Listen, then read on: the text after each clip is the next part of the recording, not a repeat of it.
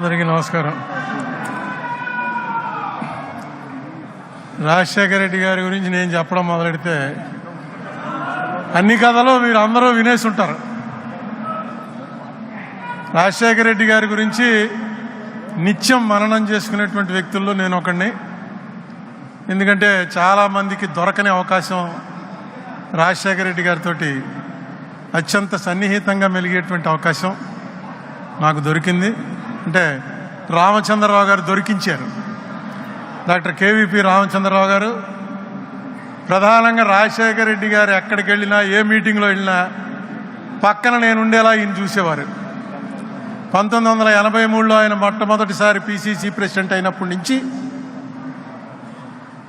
2009 September 2 నాడు ఆయన మరణించే వరకు దాదాపుగా ఆయనతోటే కలిసి ప్రయాణం చేయటంలో రామచంద్రరావు గారు ఎంత థిక్గా ఉన్నారో సుమారుగా అంత దగ్గరగా నన్ను కూడా అక్కడ పెట్టారు. నిజంగా చెప్తున్నా, ఆయన చనిపోయే వరకు నాకు తెలియదు ఇంత గొప్ప వ్యక్తితో నేను కలిసి తిరుగుతున్నానని. ఎందుకంటే ముఖ్యమంత్రులు అవుతుంటారు, ప్రధానమంత్రులు అవుతుంటారు, ఎంపీలు అవుతారు, ఎమ్మెల్యేలు అవుతారు, స్నేహంగా ఉన్నవాళ్ళు చాలామంది ఉంటారు. కానీ రాజశేఖర రెడ్డి గారు నేనంటే అభిమానించేటువంటి ఒక నాయకుడని అనుకున్నాను. కానీ ఆయన చనిపోయిన తర్వాత తెలిసింది నాకు, ఈయన మామూలు మనిషి కాదు. ఇప్పటి వరకు మన రాష్ట్రంలో ఎవరికి దొక్కని ఒక గౌరవం మీరు మర్చిపోయి ఉంటారు. హైదరాబాదులో వినాయక నిమజ్జనం అని జరుగుతుంది. అది యావత్ భారతదేశంలో ఒక పెద్ద ఈవెంట్. హైదరాబాద్లో జరిగినట్టుగా సౌత్ ఇండియాలో ఎక్కడ జరగదు. నార్త్లో కూడా ఎక్కడైనా మహారాష్ట్రలో 1-2 చోట్ల జరుగుతుందేమో. రాజశేఖర రెడ్డి గారు చనిపోయిన 3వ రోజునే ఆ వినాయక నిమజ్జనం సరిగ్గా సెక్రటేరియట్ ఎదురుకుండా హుస్సేన్ సాగర్లో జరుగుతుంది. ఆ రోజు మొత్తం అన్ని ఆఫీసులు మూసేస్తారు, స్కూల్స్ మూసేస్తారు. పోలీసులకైతే ఆవేళ ఉన్నంత పని సంవత్సరంలో ఎప్పుడూ ఉండదు. చాలా అసలు ఊరంతా డ్రామా, డప్పులు, డ్యాన్సులు భయంకరంగా ఉంటుంది.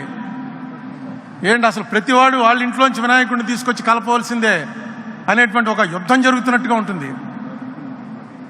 అది నేను చాలాసార్లు చూశాను హైదరాబాద్లో. అదొక ఎంజాయ్మెంటు, ఇంత బ్రహ్మాండమైనటువంటి మూమెంట్ అని. ఆ రోజు బాజా భజంత్రీలు లేవు, బాణసంచాలు లేవు. పిన్ డ్రాప్ సైలెన్స్లో నిమజ్జనానికి తీసుకొచ్చినటువంటి ప్రతి బండి మీద వినాయక విగ్రహం 40 అడుగులు 50 అడుగులున్న ఖైరతాబాద్ విగ్రహం నుంచి ఎవరో అప్పలకొండ అన్నవాడు తన ఇంట్లో పెట్టుకున్న చిన్న విగ్రహం వరకు అన్ని విగ్రహాలతోటి రాజశేఖర రెడ్డి గారి చనిపోయిన ఫోటో, ఆ ఫోటో పెట్టుకుని వచ్చారు. బహుశా ఈ గౌరవం ఎవరికి దక్కదు. ఎందుకంటే అది ఎవరో పెట్టించి ఫోటోలు పంచిపెట్టింది కాదు.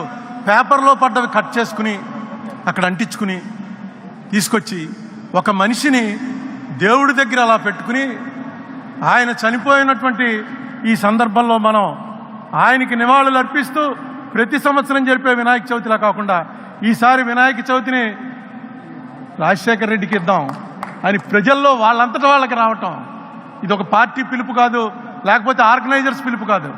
ఇది బహుశా ఎక్కడా జరిగి ఉండదు. ఆ సంఘటన చూడగానే అనుకున్నాను నేను, రాజశేఖర రెడ్డి అన్నవాడు ఒక మనిషిగా కాదు, దేవుళ్ళో కలిసిపోయాడు. దేవుళ్ళో కలిసిపోవటం అంటే మనం అందరినీ అనుకుంటాం చనిపోయిన వాళ్ళంతా దేవుళ్ళో కలిసిపోతారని.